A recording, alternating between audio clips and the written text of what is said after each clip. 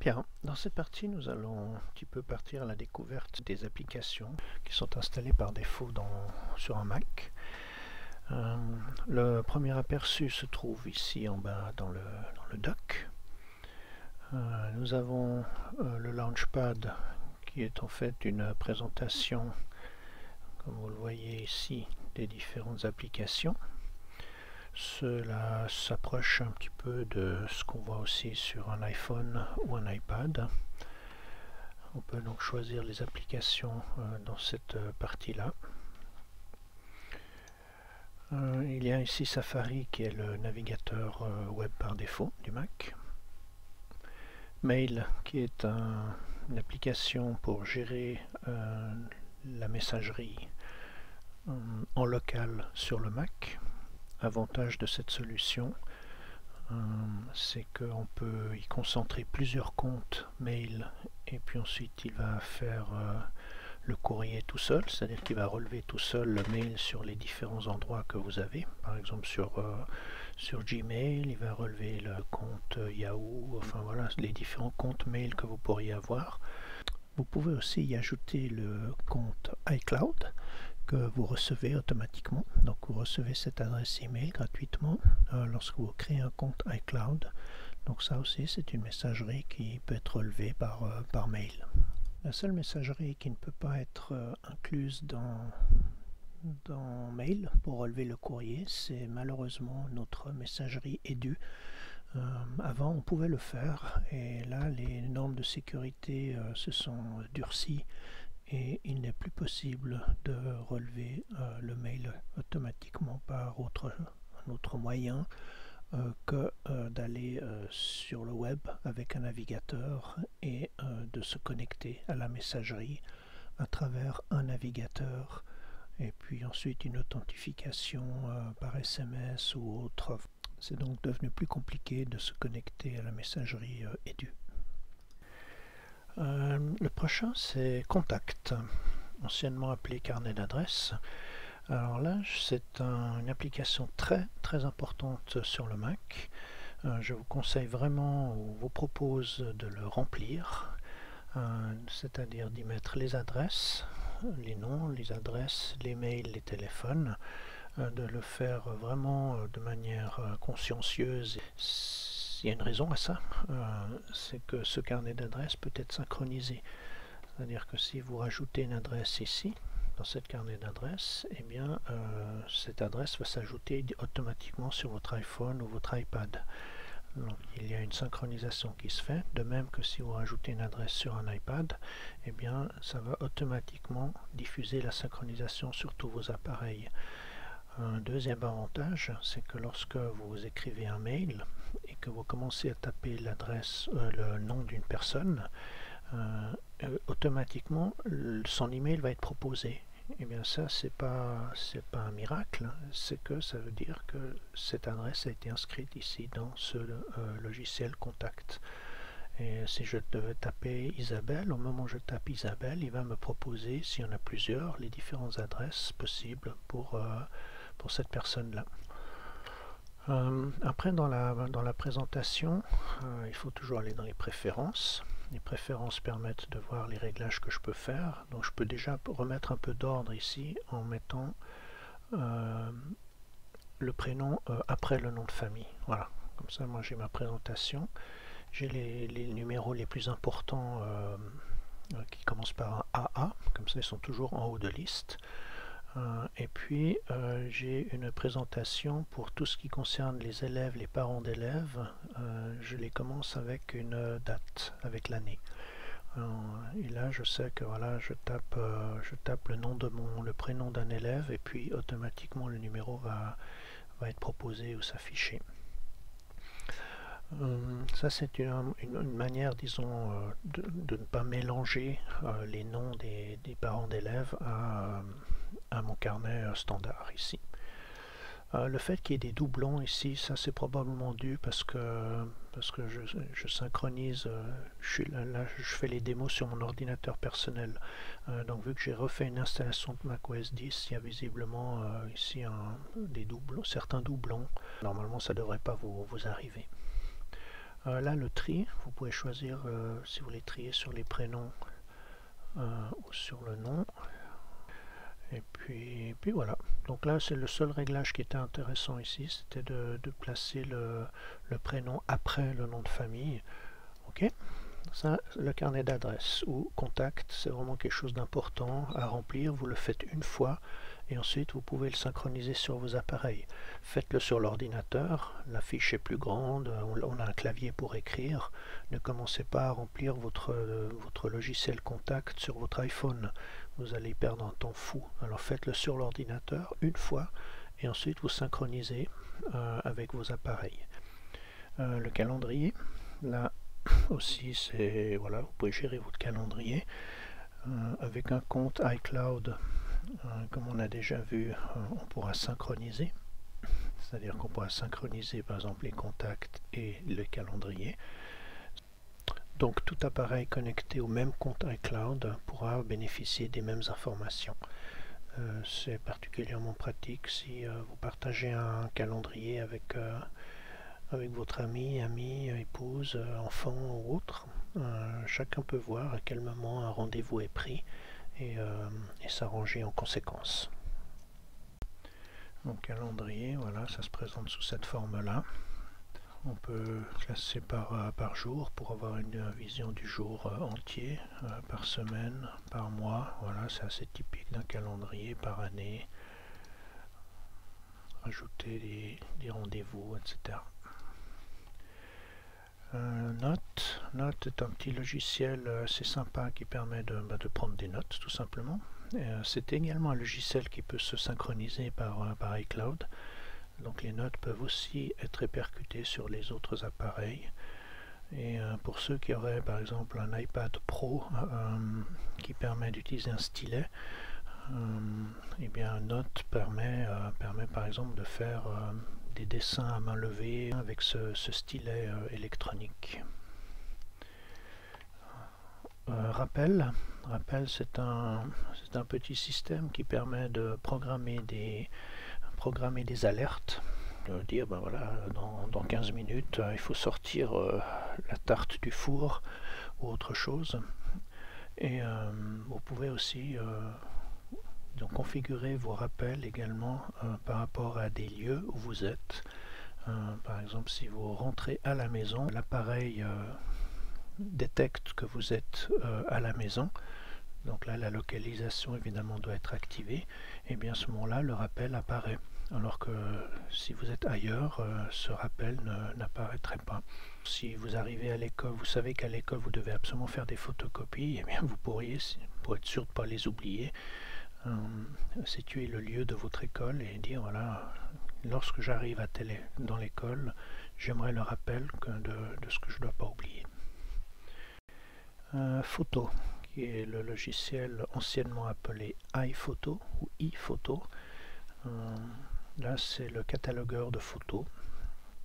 Il propose d'utiliser iCloud aussi pour synchroniser des photos. Donc là, je ne préfère pas.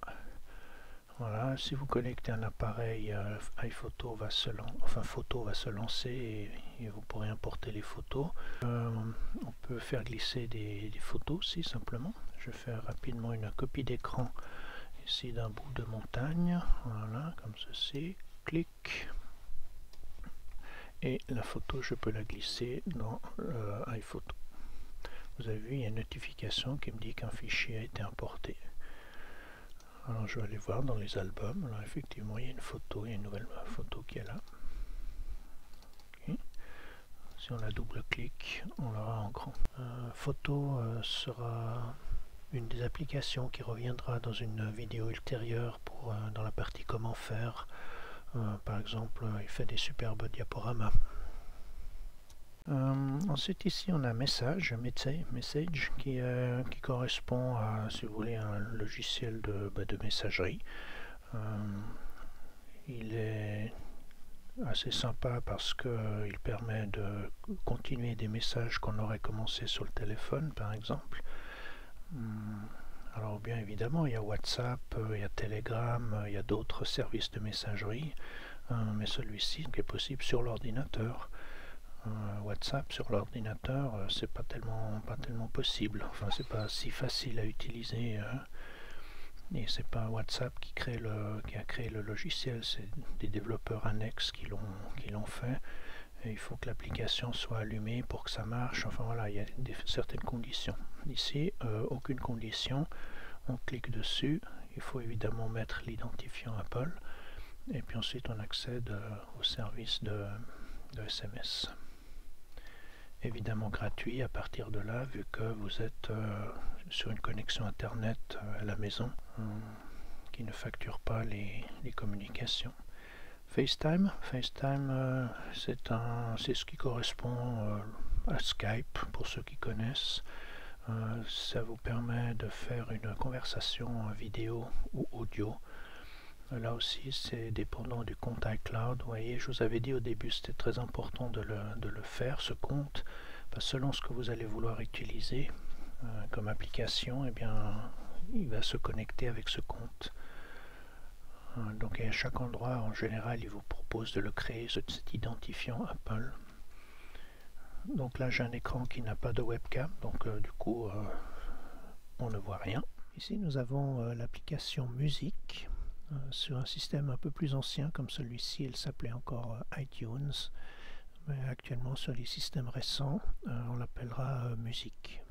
Il y a toujours quelques messages, lire les conditions, etc. Acceptez-vous de partager les détails de la bibliothèque avec Apple? Non, merci. Mes photos m'appartiennent, j'ai pas envie que Apple y mette le nez. Donc c'est un logiciel qui sert à la fois de gérer évidemment la musique, on y crée des albums, etc. C'est surtout devenu depuis plusieurs années maintenant un outil de synchronisation. iTunes peut se lancer sur un PC aussi. Et ça permet de synchroniser les appareils. Si vous avez une collection de musique avec des milliers de musiques, vous n'avez pas forcément envie de tout mettre sur votre iPhone. À ce moment-là, vous pourrez choisir de synchroniser que certains albums. Idem pour les photos. Donc les photos apparaîtront aussi ici. Dans l'interface, lorsqu'on connecte un iPhone, il y a une icône qui apparaît ici. Et lorsque vous cliquez dedans et que vous rentrez en fait dans l'interface de votre iPhone, là il y aura évidemment aussi les photos. Voilà, après c'est aussi une centrale d'achat. On peut acheter de la musique à partir de là, le store. Voilà. Je ne vais pas aller plus loin, on peut aussi utiliser des podcasts, toutes sortes de choses. On reverra peut-être iTunes un petit peu plus dans les détails plus tard dans une autre présentation. L'App Store, on l'a déjà vu plusieurs fois, on ne va pas y retourner. Voilà, ça c'est la partie qui est en surface, qui est mise en avant, pas dans un dock standard. On a vu évidemment qu'on pouvait aller dans les applications, donc c'est là qu'elles sont toutes, hein, physiquement, et c'est là qu'elles sont. Et on a vu que certaines pouvaient être rajoutées. Par exemple, moi j'aime bien l'aide-mémoire. Okay, donc du coup l'aide-mémoire, alors l'aide-mémoire c'est un petit truc sympa, ce sont des post-it qui sont là, qui acceptent des images, qui acceptent des couleurs, des polices différentes. Et l'avantage de ces post-it, c'est lorsque vous double-cliquez sur la barre, vous voyez, ça devient tellement petit et ça ne prend aucune place. Voilà. Et puis ensuite, si vous dites ok, qu'est-ce que je devais faire aujourd'hui, et bien vous ouvrez, vous regardez, et un double clic sur la barre, et le post-it est de nouveau loin. Donc c'est une petite application aide-mémoire que je trouve vraiment très, très utile. Ok, prenons donc les applications Apple. La première que je vois ici, Calculette, est une application très intéressante du côté des outils et des utilitaires. Pour l'instant, prenons celle qui est ici dans le dock. Donc on double-clique dessus. Il y a après dans les menus la possibilité d'afficher la calculette scientifique ou alors le côté programmeur. Prenons l'élémentaire. Cette calculette permet également de faire des conversions. Alors 89 francs suisses, mettre à jour, convertir, voilà. Ok. Ok, continuons. Le dictionnaire, hein. Le dictionnaire, c'est voilà, vous choisissez, on pourra aussi en rajouter des dictionnaires selon les langues et selon ce qui vous intéresse. Il y a des jeux, FaceTime on l'a vu, c'était lui. Firefox a été rajouté après coup. Game Center, si vous êtes joueur, à ce moment-là c'est un centre, on peut se connecter également et puis ensuite jouer contre des gens sur internet, jouer en réseau et ce genre de choses pour les jeux qu'ils permettent. Bien, le lecteur DVD qui est ici est très utile, on va le mettre ici à droite de la musique, comme ça on a photo, musique et vidéo. Donc ce lecteur permet évidemment de lire des DVD, ça c'est évident. Interface simple avec une palette ici qui permettra de piloter le DVD, d'aller dans les menus, de choisir les titres, d'éjecter le DVD, de se mettre sur pause, etc. Donc l'équivalent d'une télécommande. Ok. Ça c'était rajouté après. Livre de police. C'est quelque chose, c'est assez méconnu ça. Ça vous permet de voir toutes les polices de caractères qui sont installées sur votre Mac. On peut en installer d'autres et en regardant ici, on voit en fait le dessin des polices. Donc c'est assez pratique quand on recherche par exemple un caractère spécial, on peut voir quelle police permet d'afficher ce caractère. Si vous cherchez une police particulière ou un dessin de police particulier. Après ici il y a des catégories. Voilà, ça c'est plutôt des polices plus libres, qui seraient peut-être plus utiles pour des cartes de vœux, des choses comme ça.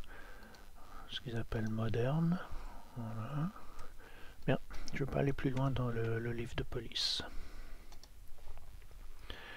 Mail, on l'a vu, c'est donc le logiciel de messagerie locale sur l'ordinateur. Message, on l'a vu, c'est lui. Mission Control permet d'afficher là-haut des bureaux. On pourra créer plusieurs bureaux, c'est une présentation qui sera faite également. Note, on l'a vu, il est là. Photo Booth, ça permet avec une webcam, ça permet de se faire photographier, de se faire une sorte de selfie et puis ensuite d'y ajouter des déformations les plus horribles les unes que les autres. C'est plutôt pour faire du gag et puis envoyer des photos gag. Voilà, préférence système, ça on a vu. QuickTime Player, ça c'est le player multimédia du Mac. Honnêtement, ça a été un super grand must il y a quelques années en arrière. Apple l'a un petit peu laissé tomber. Avant il lisait tout, il savait tout faire et puis là il est plus vraiment, si il est un petit peu développé, mais c'est plus vraiment la centrale multimédia qui faisait la réputation du Mac. Maintenant un logiciel comme VLC, là aussi on l'a installé plus tard après coup. Il fait pas partie de la config de base, mais lui alors est un lecteur universel qui est extraordinaire. Voilà. Et il a pris la vedette à QuickTime avant. Voilà, rappel, on l'a vu ici, pour faire des petites annonces. Voilà, Safari, le lecteur web, le navigateur internet du Mac. Skype n'est pas non plus dans la config. TextEdit, oui. Alors TextEdit, je vais le prendre, mettre là après les notes. C'est un petit traitement de texte assez étonnant, vraiment basique, mais qui permet de faire beaucoup de choses.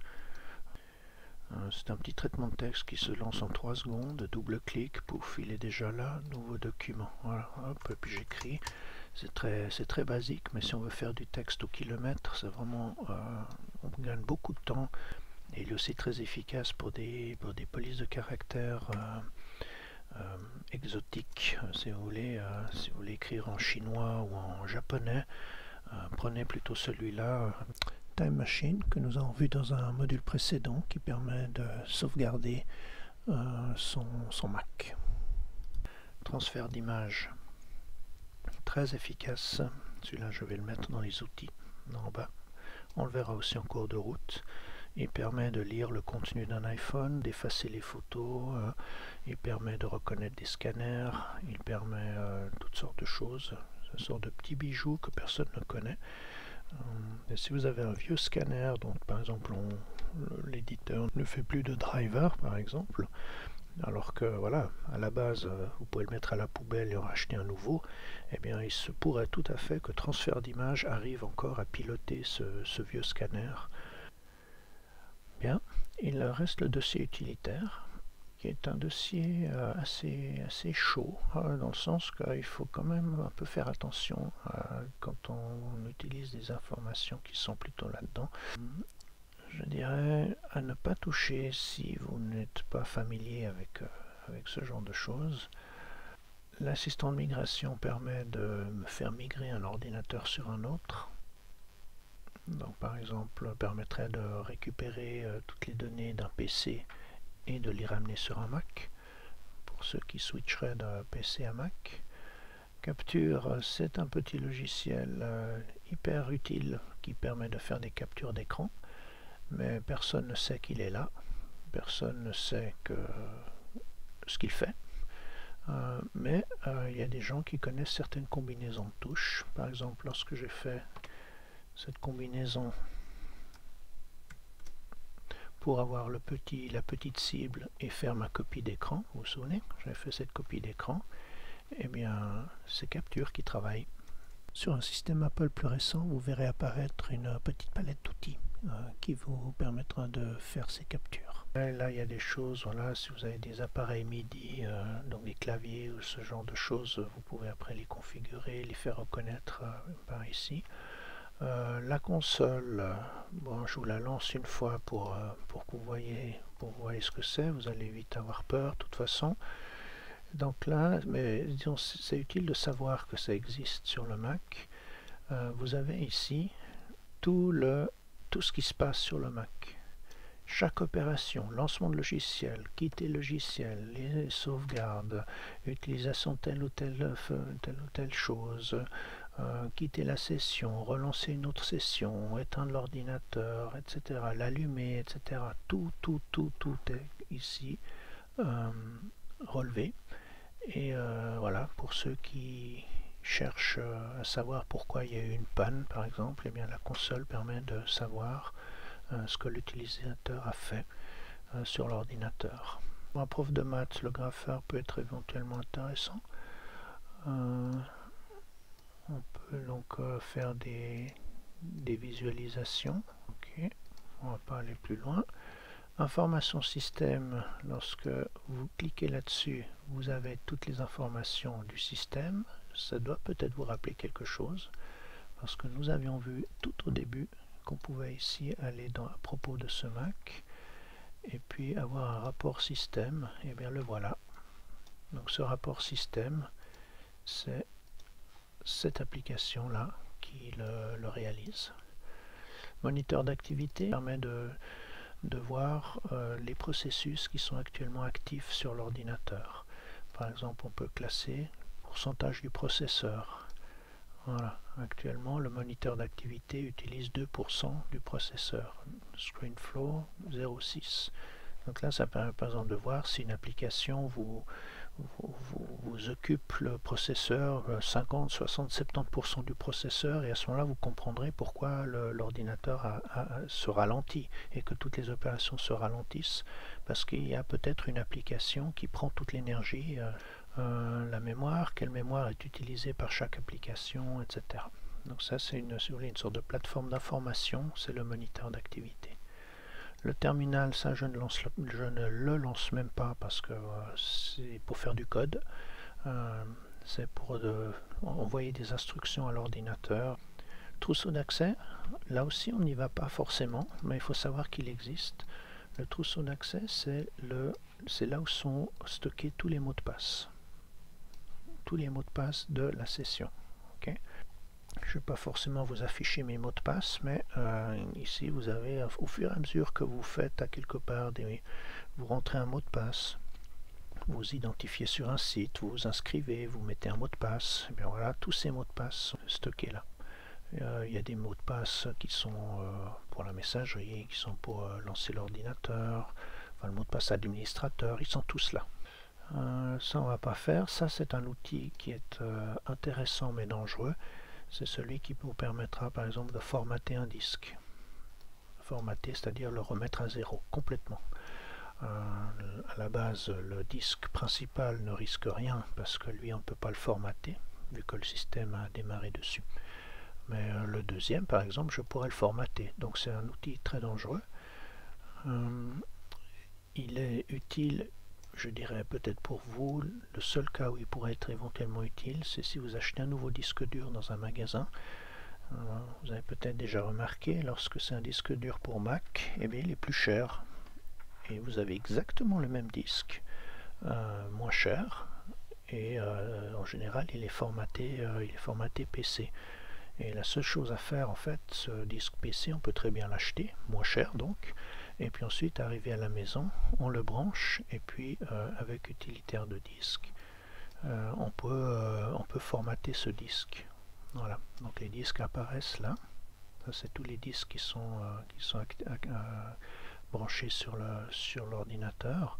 Et puis à partir de là, on pourrait par exemple l'effacer ou le partitionner et le préparer pour le Mac. Donc c'est un outil dangereux parce que vous pouvez complètement effacer des données. Alors laissez-vous plutôt conseiller si jamais vous devez une fois reformater un disque. Voilà, et puis ça je ne vais pas en parler forcément, c'est pas vraiment utile. Ok, donc là la partie présentation des applications Apple est terminée. On verra dans une prochaine vidéo différentes comment on va en fait bonifier cette offre et rajouter des logiciels vraiment importants pour avoir plus de possibilités avec son Mac.